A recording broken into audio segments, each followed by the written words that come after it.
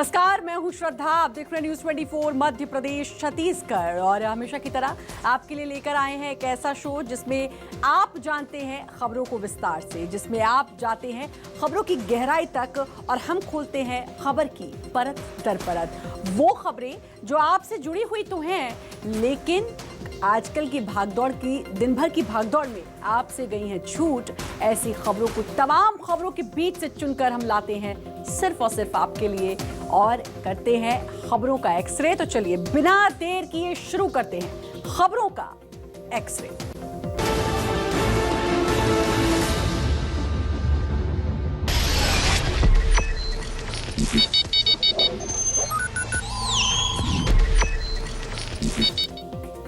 तो चलिए अब आपको बताते हैं कि वो खबरें जो हम आपके लिए आज चुनकर लाए हैं और उनका हम एक्सरे करेंगे। पहली खबर, उज्ज्वला 2.0 में क्या है खास, ये आपको बताएंगे। ये हमारी पहली खबर, उज्ज्वला योजना 2.0, एक नई शुरुआत उज्ज्वला योजना की दूसरी पारी, क्या कुछ खास है ये बताएंगे। दूसरी खबर की ओर बढ़ेंगे और दूसरी खबर में हम बात करेंगे 3 घंटों का मॉनसून सत्र, क्यों, क्या, कैसे, ये बताएंगे और इसका एक्सरे करेंगे। तीसरी खबर हमारी, पानी नहीं गिरा तो मेहनत पर पानी, ऐसा क्यों हम कह रहे हैं, ये हम बताएंगे और एक्सरे भी करेंगे।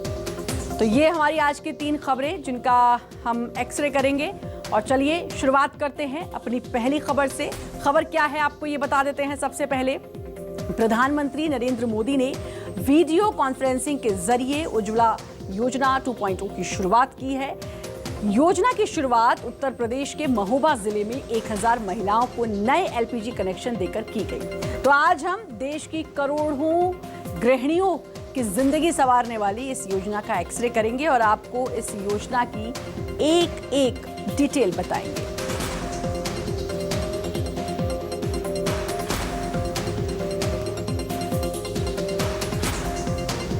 तो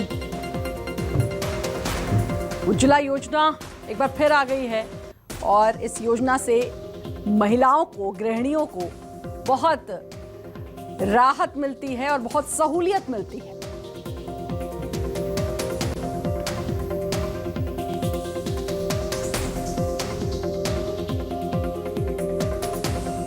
पहले क्या हाल था, किस प्रकार से जीवन चलता था? पहले हम जंगल जाकर लकड़ियां तोड़कर लाना पड़ता था।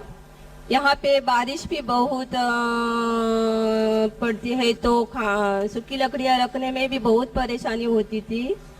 फिर चूल्हा जलाकर खाना टाइम पर नहीं बनता था तो बच्चों को भी खाना टाइम पर नहीं मिलता था, बच्चे भी बहुत परेशान होते थे। सर, जब हमारे गुरुद्वारा में अनाउंस हुआ था तो हम लोग गए थे, साथ में है हमारे पास में आरपीएचपी गैस है और सर हमने वहाँ पे जाके पता किया और उन्होंने हमें बताया कि आप डॉक्यूमेंट्स लेके आए और सर हम लोग डॉक्यूमेंट्स अगले दिन ही लेके गए थे और हमें 2-3 दिन में ही गैस कनेक्शन मिल गया था, कोई प्रॉब्लम नहीं हुई थी। हमारे पास पूरा समय बचता है। पहले तो ऐसा होता था कि काम करके हम थक जाते थे, कभी कभार खाना ही नहीं बनता था घर पे, शाम को आके ऐसे ही सो जाते थे। इस समय में तो और सर बरसात होने की वजह से कितने लकड़ी सुखवाओ और चाहे काम ही कर लो। तब बारिश में तो एकदम सुविधा हो गई आपको। बहुत ज्यादा। तो संवाद सुना आपने पीएम मोदी और उन महिलाओं के बीच का जिनको अब काफी सहूलियत हो गई है उज्ज्वला योजना की वजह से, क्योंकि घर पर अब गैस सिलेंडर है, चूल्हा है और आसानी से खाना बनता है। अब जरा उज्ज्वला योजना है क्या, ये आपको बताते हैं। उज्ज्वला योजना 2.0 आखिर क्या है, एक्सरे करेंगे और आपको बताएंगे। योजना के तहत लाभार्थियों को मुफ्त एलपीजी कनेक्शन मिलेगा। इस योजना के तहत एलपीजी कनेक्शन मिलेगा, वो भी मुफ्त। पहली बार भरा हुआ सिलेंडर फ्री रहेगा, यानी कि पहली बार जो आपको सिलेंडर मिलेगा वो भरा हुआ होगा, उसके कोई पैसे नहीं देने होंगे, लेकिन उसके बाद जरूर देने होंगे। वो लोग शामिल हैं जिनको उज्ज्वला 1 में लाभ नहीं मिला था। अब उज्ज्वला 2.0 में वो लोग शामिल हैं जिनको पहले उज्ज्वला योजना जो आई थी उसमें लाभ नहीं मिला था, उनको शामिल किया गया है। साल 2016 से उज्ज्वला योजना की शुरुआत की गई, तो अब इस योजना को 5 साल हो गए हैं और पहले चरण में 5 करोड़ परिवारों तक लाभ पहुंचाने का लक्ष्य था। 8 करोड़ तक पहुंचाने का लक्ष्य था। और ये उज्ज्वला योजना के बारे में बताया कि इससे क्या क्या लाभ होगा 2.0 की अगर हम बात करें, लेकिन कितना फायदा हुआ इस योजना से ये भी आपको बता देते हैं।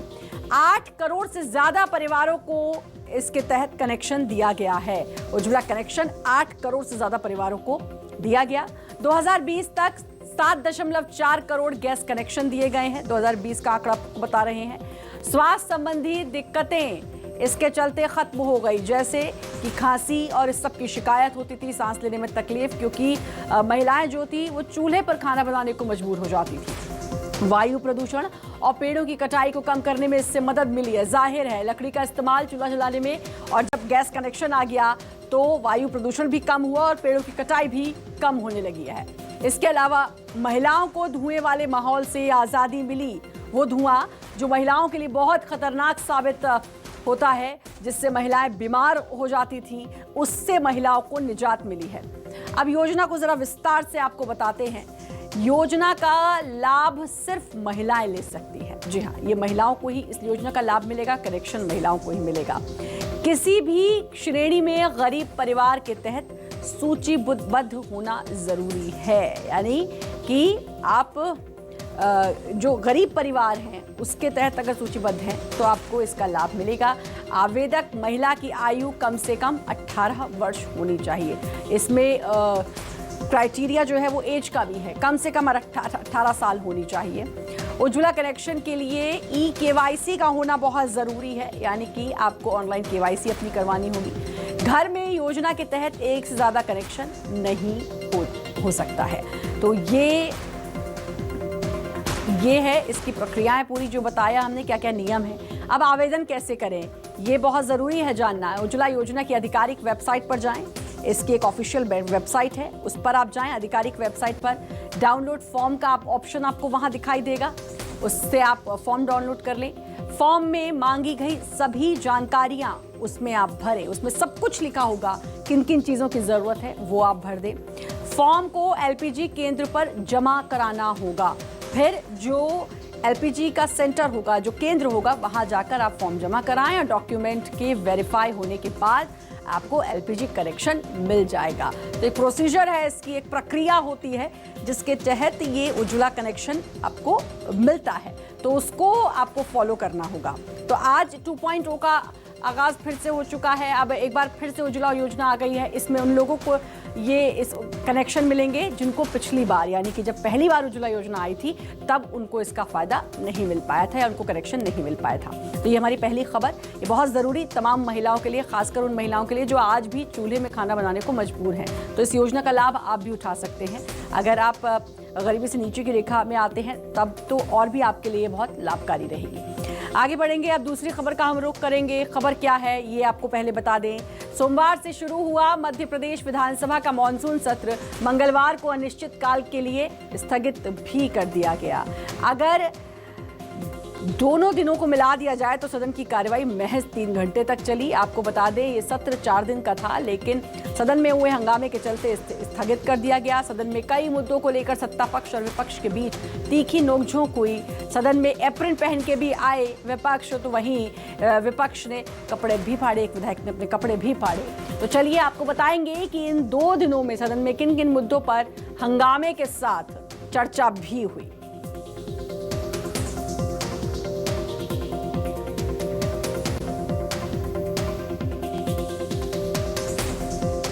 तो चलिए सबसे पहले तो आपको ये बताते हैं कि हंगामा काफ़ी कुछ हुआ और इस हंगामे में काफ़ी तीखी नोकझोंक भी हुई। वार पलटवार का दौर भी देखने को मिला है। तो क्या कुछ कहा पूर्व मुख्यमंत्री कमलनाथ ने और क्या कुछ कहा मुख्यमंत्री शिवराज ने, सबसे पहले तो वो सुनाते हैं आपको।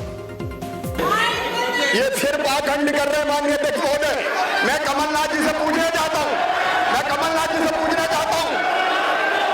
पिछड़े वर्ग धोखा दिया आपने, ये गलत है। पिछड़े वर्ग को धोखा दिया आपने, पिछड़े वर्ग को धोखा दिया किसी की 8 तारीख को आप जाते हैं आज से दिखाना चाहते हैं 19 तक जब तक इससे हुआ, अरे वो एडवोकेट जनरल आपने खड़ा नहीं दिया। ये पिछड़े वर्ग को धोखा दिया कमलनाथ जी, धोखा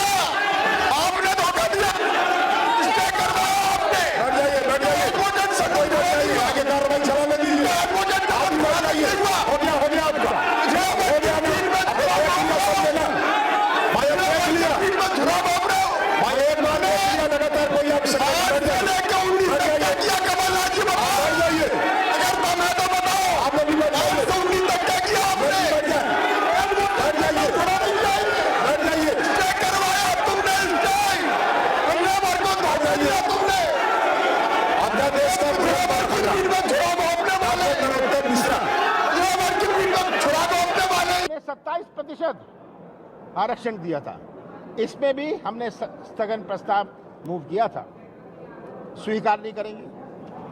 जब 55% हमारे प्रदेश की जनसंख्या पिछड़े वर्ग की है, आज इसको ना पास करके जो हमने किया था, हमने इसको लागू किया था, ये कोर्ट में गए, कोर्ट में गलत इन्होंने बयान दिया, कोर्ट में गलत बात कही और आज ये अटका हुआ है। तो सदन में काफी हंगामा हुआ, आरोप प्रत्यारोप का दौर चला, विपक्ष ने सरकार पर लगातार निशाना साधा और अभी भी निशाना साध रही है। ओबीसी आरक्षण का एक मुद्दा था जो काफी गरमाया रहा और इसको लेकर हंगामा भी हुआ। सरकार के विरोध में काला एप्रिन पहनकर विधानसभा पहुंचे विधायक, सरकार का विरोध इस तरीके से किया। इसके अलावा ओबीसी वर्ग के आरक्षण पर सरकार सदन में अपना पक्ष रखे, ये विपक्ष ने कहा है, ये कांग्रेस ने कहा है। कांग्रेस ने ओबीसी आरक्षण को 14 से बढ़ाकर 27% किया था।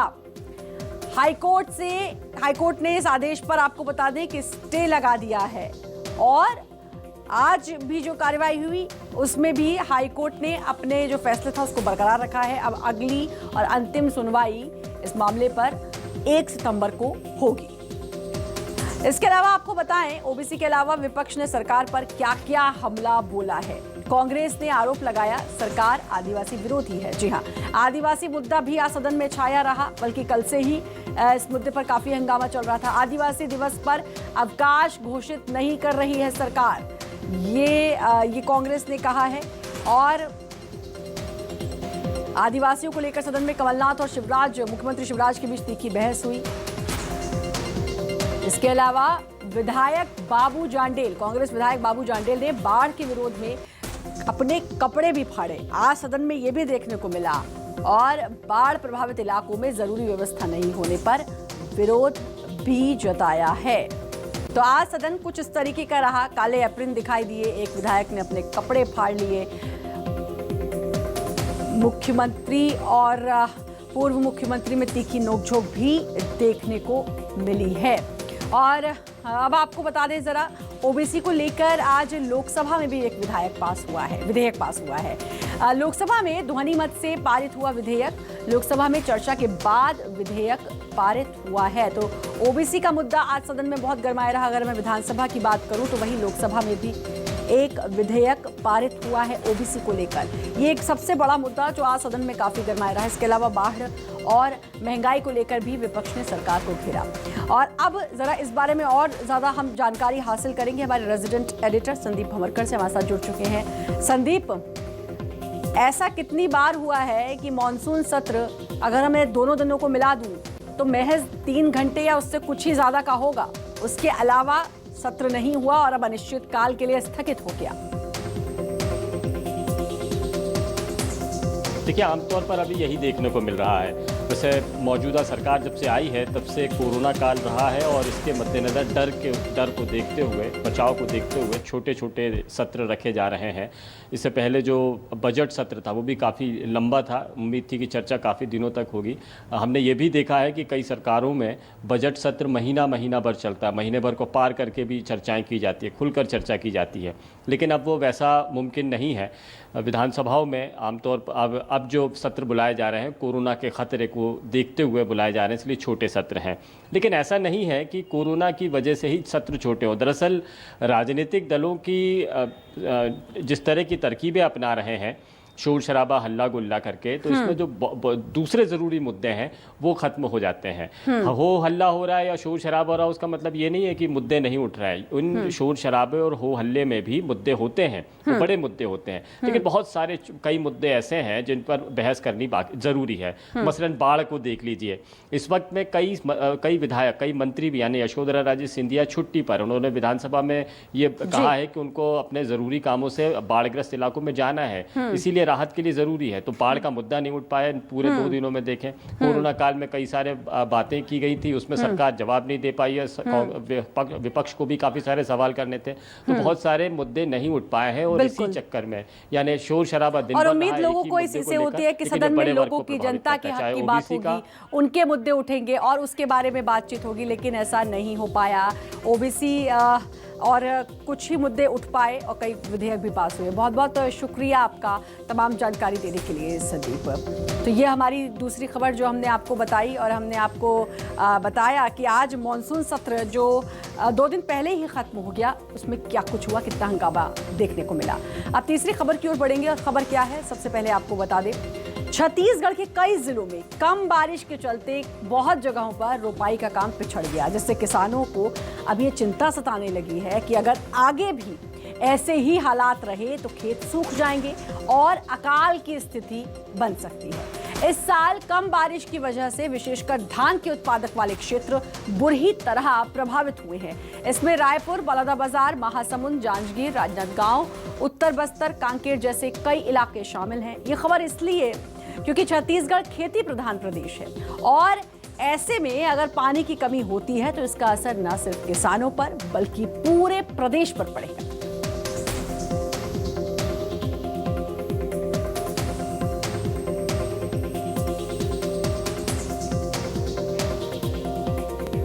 बहुत ज़्यादा पानी नहीं है तो परेशानी होना है। कब पिछड़ गए खेती किसानी में? हाँ, अब अगले साल से बहुत पिछड़ गए हैं। पिछड़ गए और रोपा लगाई भी बाचे है ना अभी हमारे सोनपरी गांव में। अच्छा, तो पानी नहीं है, रोपा लगा के रहे, ट्रैक्टर भी वापस आ गए, पूरा बनिहार वापस आ गए, पानी नहीं से पलौरी से सूखा हो गया पूरा, तब क्या करना, वापस आ गए चाल ऐसे ही। इधर राजनांदगांव से लेकर के सरायपाली तक, उड़ीसा तक यही प्रकार का स्थिति है, और बहुत हिस्सा में तो आपका कोंडा गांव तक यही स्थिति है। और इधर भी साइड में मतलब अधिकांश जिले प्रभावित हैं वर्षा से, और जैसे तैसे तो अभी कुछ एरिया में चल रहा है, परंतु अगर ऊपर से पानी नहीं गिरा तो वहाँ भी उत्पादन में गिरावट आएगा, और कई जगह तो पूरा फसल बर्बाद हो जाएगा, सूख जाएगा। अकाल के समय हैं, इसी तरीके से आदमी किसान लोग आत्महत्या करते हैं। अरे भाई कर्जा लद गए, कामे दी कर्जा ला किसान के, और वो तो क्षतिपूर्ति देवे नहीं, किसान ला कहाँ क्षति देते? तो बीमा तो फसल में मिलते हैं। हाँ, फसल में मिलते हैं, बीमा नहीं हुए तो कहाँ मिले? बीमा फसलों में कहाँ मिली ना, वो कर्जा वो बीमा नहीं बराबर है वो। हो बीमा पैसा कटते हर साल कटे भर। तो देखा तो समस्या तो सामने दिखा थे सबके हैं, और ऊपर से आदेश करो पानी छोड़ी तब काम चल ही सबके, नहीं तो फिर तो सूखा दिखते छे। तो कुछ ये हाल है छत्तीसगढ़ में, और आपको बता देते हैं कि इस साल कहाँ कितनी बारिश हुई। पहले ये बताते हैं 2021 में अगर हम बालोद की बात करें तो सबसे कम 431 मिलीमीटर बारिश हुई है। 2021 की बात कर रही हूँ मैं। सरगुजा की बात करें तो सरगुजा में पिछले साल से 293 मिलीमीटर कम बारिश हुई है। लगातार बारिश कम ही होती जा रही है। बीजापुर जिले में पिछले साल से 1600 मिलीमीटर कम बारिश हुई है। ये बीजापुर जिले की बात कर रही हूँ, 1600 मिलीमीटर कम बारिश। 7 जिलों में औसत से कम बारिश हुई है। इसके अलावा 17 जिलों में दर्ज की गई सामान्य बारिश। तो कुछ ये हाल रहे इस बार छत्तीसगढ़ में बारिश के। एक तरफ जहां मध्य प्रदेश में बाढ़ आ गई, वहीं छत्तीसगढ़ में कम बारिश ने अब किसानों की चिंताएं बढ़ा रखी हैं। अब कितना नुकसान कम बारिश से ये बता दें आपको।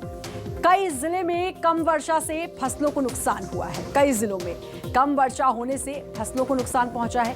पूरे छत्तीसगढ़ में बारिश औसत से 7% कम हुई है। पूरे छत्तीसगढ़ की मैं बात कर रही हूँ। उमस भरी गर्मी का सामना करना पड़ रहा है। इसके अलावा खराब मॉनसून से 1/3 आर्थिक विकास प्रभावित हो रहा है। आर्थिक तौर पर बहुत परेशानी हो रही है। फसलों का उत्पादन, जाहिर सी बात है, बारिश नहीं होगी तो फसलों का उत्पादन भी कम हो गया है। शिवम मिश्रा हमारे साथ जुड़ चुके हैं, जरा उनसे भी जानते हैं। शिवम, बारिश कम, 30% बारिश कम, जाहिर है इसका असर खेती पर, किसानों पर पड़ रहा है, और अगर उस पर असर पड़ता है, खेती पर असर पड़ता है, तो इसका ना सिर्फ किसानों पर ही असर पड़ेगा बल्कि पूरे छत्तीसगढ़ पर असर पड़ेगा।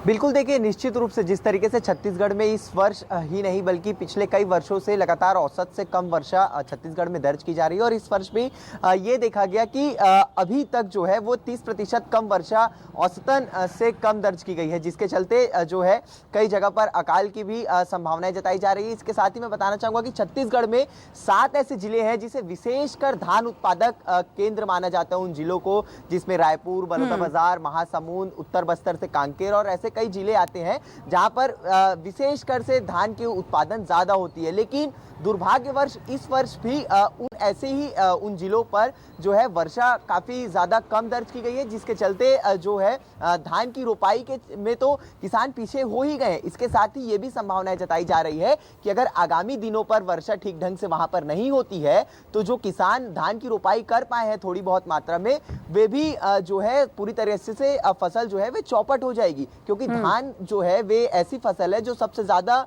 पानी मांगती और लगातार है। 3 सालों से शिवम लगातार 3 सालों से इसके उत्पादन को बढ़ाया जा रहा है, लेकिन 30% बारिश जिसका बहुत बुरा असर देखने को मिलेगा। और मैं फिर कह रही हूँ, ना सिर्फ किसानों पर बल्कि पूरे छत्तीसगढ़ को अगर अकाल पड़ता है तो उसका असर देखने को मिलेगा।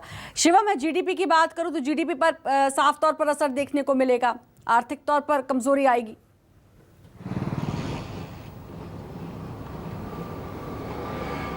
बिल्कुल निश्चित रूप से देखिए जिस तरीके से किसान अपनी फसल को लगाने के लिए, रोपाई करने के लिए और तमाम ऐसी चीज़ें हैं जो धान के लिए काम आती हैं, उन सभी चीज़ों के लिए किसान जो है वे कर्ज लेते हैं और कर्ज जो है वे ये सब फसलों से ही पटाने की जो है उम्मीद रखते हैं। लेकिन इस तरीके से फसल अगर बर्बाद होगी तो किसान आर्थिक रूप से कमज़ोर होगा, आर्थिक संकट किसान के ऊपर पड़ेगा, जिसके चलते किसान जो है ऐसे कई कदमें उठा लेते हैं जो आत्महत्या जैसे कदम होते हैं। और ऐसे तो इन सब के चलते जो है छत्तीसगढ़ में आर्थिक संकट तो पड़ेगा ही पड़ेगा, जीडीपी पर भी असर पड़ेगा। इसीलिए जो है किसान संगठन लगातार सरकार से मांग कर रहा है कि आगामी दिनों पर जो है गंगरेल बांध को खोल दिया जाए, जो खारून नदी के ये अपने आप में चिंता का विषय है शिवम, ये बहुत चिंता की बात है और किसानों की जो चिंता है वो बहुत जाहिर सी है। बहुत बहुत शुक्रिया शिवम आपका तमाम जानकारी देने के लिए। तो ये हमारी आज की 3 खबरें जिनका हमने एक्सरे किया, जो हमें लगा और मेरी टीम को लगा कि आप तक पहुंचानी बहुत जरूरी। कल फिर होगी आपसे मुलाकात और फिर हम आएंगे खबरों का एक्सरे लेकर। तब तक के लिए मुझे और मेरी पूरी टीम को दीजिए इजाजत और देखते रहिए न्यूज़ 24 मध्य प्रदेश छत्तीसगढ़।